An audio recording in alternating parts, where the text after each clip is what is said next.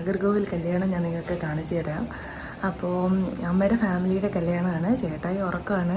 Night ഷിഫ്റ്റുകാർ 10 വർഷത്തിന് മേലെ night shift ചെയ്യുന്ന ആളാണ്. അപ്പോൾ നൈറ്റ് ഉറക്കം വരത്തില്ല. അപ്പോൾ രാവിലെ ആയിരിക്കും ഉറങ്ങുന്നത്. അതാണ് നിങ്ങൾ മിക്ക വ്ലോഗിലും കാണുമ്പോൾ ചേട്ടായി ഉറങ്ങുവാണെന്നായിരിക്കും കേൾക്കുക. അപ്പോൾ ഞാനും ചേച്ചി കൂടെ പോകാൻ. അപ്പോൾ പോയാലോ? Let's go. ഇന്ന് ചേച്ചി നല്ല കോലമൊക്കെ ഇട്ടിട്ടുണ്ട്. അപ്പോൾ അടിപൊളിയായിട്ട് കോലമൊക്കെ ഇടും കേട്ടോ. കളർഫുള്ളായിട്ടും ഇടും. അതിൻ്റെ എല്ലാ കളേഴ്സ് എല്ലാം വാങ്ങി വെച്ചിട്ടുണ്ട്. അപ്പോൾ ഞാൻ ചേച്ചി കൂടെ ഓട്ടോയിലാണ് പൊയ്ക്കൊണ്ടിരിക്കുന്നത്. അപ്പോൾ ഇവിടുത്തെ ഇപ്പോൾ ഞങ്ങൾ ചെന്നൈയിലായിരിക്കുമ്പോൾ മോസ്റ്റ് ഓഫ് ദ കല്യാണം അങ്ങനെയൊന്നും പോവാറില്ല. അപ്പോൾ ഇവിടെ വന്നതിന് ശേഷം ഇങ്ങനെ ഇടയ്ക്കിടയ്ക്ക് ഓരോന്നിനൊക്കെ പോവും. അപ്പോൾ ഇത് അമ്മയുടെ ഫാമിലിയുടെ ഒരു കല്യാണമാണ്. അപ്പോൾ നമ്മൾ കല്യാണ മണ്ഡപമൊക്കെ എത്തി. ചേച്ചിക്ക് അതേപോലെ ഇന്ന് നമുക്ക് ഇച്ചിരി ധൃതിയുണ്ട്. കാരണം തിരിച്ചു വന്നിട്ട് ചേച്ചിക്ക് പത്മനാഭപുരം പാലസിനകത്താണ്, ഓഫീസ് അസിസ്റ്റൻ്റ് ആണ്. അപ്പോൾ തിരിച്ചു പോകുമ്പോൾ ചേച്ചിക്ക് ജോലിയും കയറണം. അപ്പോൾ കല്യാണമൊക്കെ കഴിഞ്ഞ് കണ്ടതിന് ശേഷം നമുക്ക് പെട്ടെന്ന് ഇറങ്ങണം. ചേച്ചി പെർമിഷനൊക്കെ ചോദിച്ചിട്ടാണ് വന്നിരിക്കുന്നത്. അപ്പോൾ ഇതാണ് കേട്ടോ കല്യാണ പെണ്ണ്. നല്ല ചിന്തിരി കുട്ടിയായിട്ടുണ്ടല്ലേ കല്യാണ പെണ്ണ്.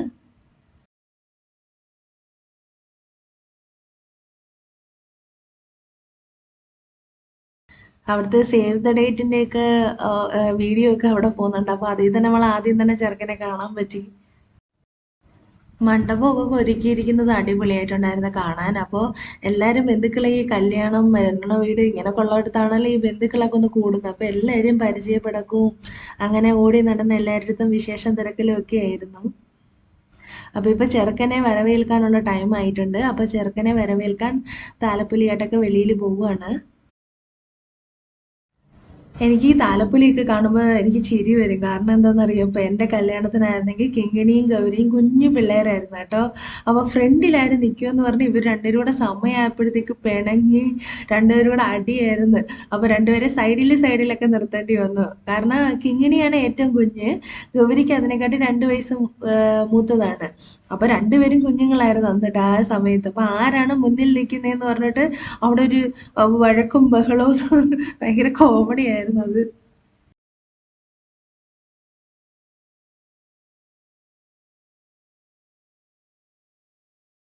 അപ്പൊ നടൻ എത്തി. നടനെ കണ്ടു കഴിഞ്ഞു. നടൻ അപ്പൊ വരവേൽക്കുന്നതൊക്കെ നമുക്ക് അകത്തിരുന്ന് തന്നെ കാണാലോ. അപ്പോൾ അങ്ങനെ ചെറുക്കനൊക്കെ എത്തിയിട്ടുണ്ട്. വരവേൽപ്പ് നടക്കാൻ പോവാണ്.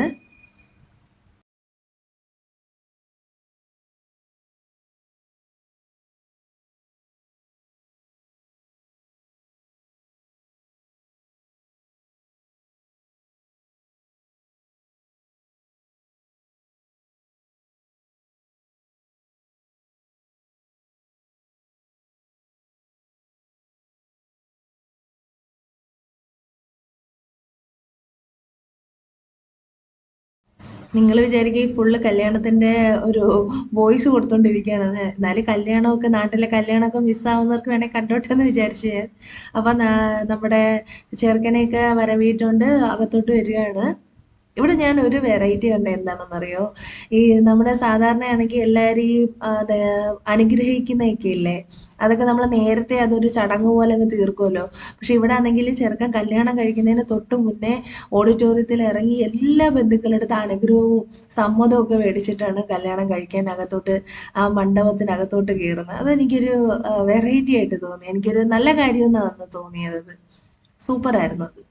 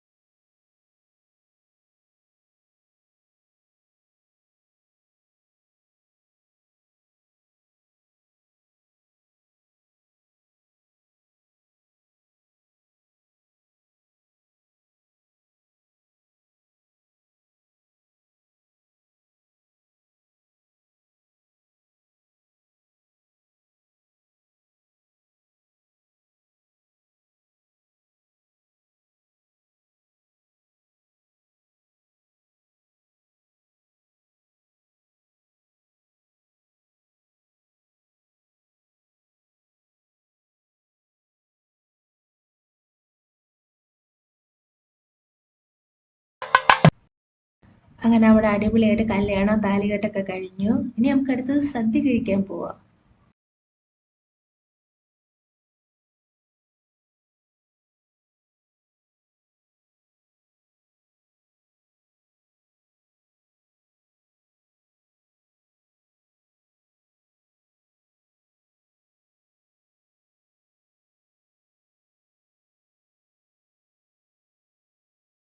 തോരൻ വന്നു, വളം വന്നു, അവിയൽ വന്നു, എരിശ്ശേരി വന്നു, ചോറ് വന്നു, സാമ്പാറും വന്നു, പായസവും വന്നു, വയറ് നിറഞ്ഞു. അങ്ങനെ കല്യാണമൊക്കെ കഴിഞ്ഞ് നമ്മൾ തിരിച്ചു പോവുകയാണ്. അപ്പോൾ ഇന്നിനി പോയിട്ട് ചേച്ചിക്ക് ജോലി ഉണ്ടെന്ന് ഞാൻ പറഞ്ഞില്ലേ, അപ്പോൾ ജോലിയൊക്കെ പോകണം. ഞങ്ങൾക്കൊരു ചേട്ടായി ഉണരുമ്പോൾ നമുക്കൊരു വേറൊരു യാത്രയും കൂടെ ഉണ്ട്. അപ്പോൾ എൻ്റെ കണ്ണാടി ഒടിച്ചിട്ട് കുറേ നാളായി. അപ്പോൾ നമുക്ക് ലെൻസ് കാർട്ട് വരെ ഒന്ന് പോവുകയാണ്. അപ്പോൾ റെസ്റ്റ് എടുക്കാനൊന്നും സമയമില്ലായിരുന്നു. തിരിച്ചു വന്നു. അങ്ങനെ ചേട്ടായും കൂട്ടിയിട്ട് നമ്മൾ നാഗർകോവിലുള്ള ലെൻസ് കാർട്ടിലോട്ട് പോവുകയാണ്. അപ്പം എൻ്റെ കണ്ണാടി ആക്ച്വലി ടെസ്റ്റ് ചെയ്തിട്ട് തന്നെ ഇപ്പോൾ 2021 ലാസ്റ്റ് ചെയ്തത്. അപ്പോൾ ഇത്രയും നാളായെന്ന് തന്നെ അറിയത്തില്ലായിരുന്നു. അപ്പോൾ റീസെൻ്റ്ലി അത് ഒടിഞ്ഞപ്പോഴാണ് നമ്മൾ പോയത്. എനിക്ക് അസ്റ്റിഗ്മാറ്റിസ് ആണുള്ളത്. അപ്പോൾ ലാപ്ടോപ്പ് വെക്കുമ്പോൾ മാത്രമേ ഞാൻ യൂസ് ചെയ്യാറുള്ളൂ. അങ്ങനെ കുറേയൊക്കെ നോക്കിയൊക്കെ കണ്ട് വലിയ താമസമൊന്നും എടുത്തിട്ടില്ല കേട്ടോ. പെട്ടെന്നൊക്കെ കണ്ടുപിടിച്ച്. അപ്പോൾ ഇത് നേരത്തെ അന്ന് എടുത്തപ്പോൾ ചേട്ടായിക്ക് ഒന്ന് എനിക്കൊന്ന് അങ്ങനെ ഡബിൾ ആയിട്ടുള്ളതാണ് എടുത്തത്. അപ്പോൾ ഈ വട്ടം രണ്ടും എനിക്ക് തന്നെ എടുത്തു. പിന്നെ ചേട്ടായിക്ക് ഒരു കൂളിംഗ് ഗ്ലാസ് കൂടാണ് എടുത്തത് നമ്മൾ. അപ്പോൾ എൻ്റെ കണ്ണ് ടെസ്റ്റ് ചെയ്തപ്പോൾ കുറച്ച് പവർ ചേഞ്ച് ഒക്കെ ഉണ്ടായിരുന്നു. അപ്പോൾ അതനുസരിച്ചിട്ടുള്ളത്. അപ്പോൾ ഇപ്പം നല്ല ക്ലാരിറ്റി ആയിട്ട് കാണാനൊക്കെ പറ്റും. അപ്പോൾ നമ്മൾ 2 കണ്ണാടി ഒരു കൂളിംഗ് ഗ്ലാസ്സും ഒക്കെ എടുത്തു. ചേട്ടായിക്ക് കാറിൽ പോകുമ്പോഴൊക്കെ എടുക്കാൻ വേണ്ടിയിട്ടാണ് എടുത്തത്. അപ്പോൾ ഇതാണ് ഞാൻ സെലക്ട് ചെയ്തത്. ഇതായിരുന്നു എൻ്റെ ഒടിഞ്ഞ പഴയ കണ്ണാടി. ഇത് രണ്ടും ഞാൻ പുതിയതായിട്ട് സെലക്ട് ചെയ്തത്. ഇത് ചേട്ടായിക്ക് വേണ്ടിയിട്ട് ഒരു കൂളിംഗ് ഗ്ലാസ്. ഇത്രയാണ് നമ്മൾ എടുത്തത് ഇന്ന്.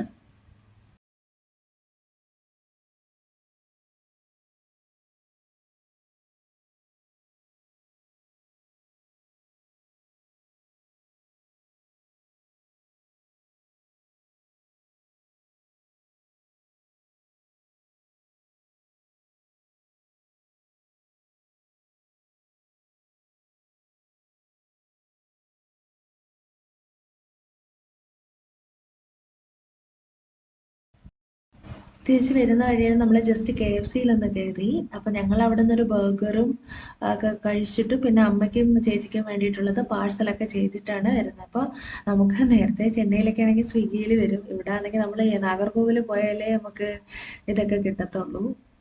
അങ്ങനെ പോയി കഴിച്ചു. നമ്മൾ ഇറങ്ങി.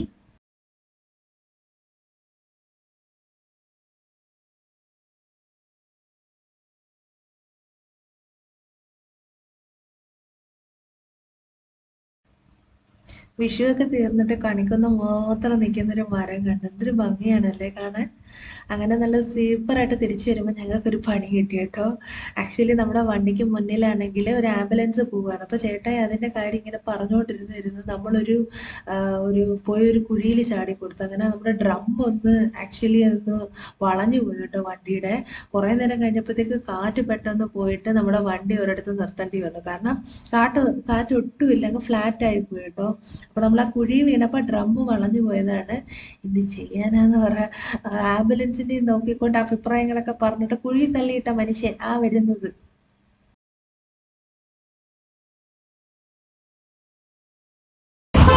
ഈ മനുഷ്യനെ എല്ലാവരും കണ്ടോളി.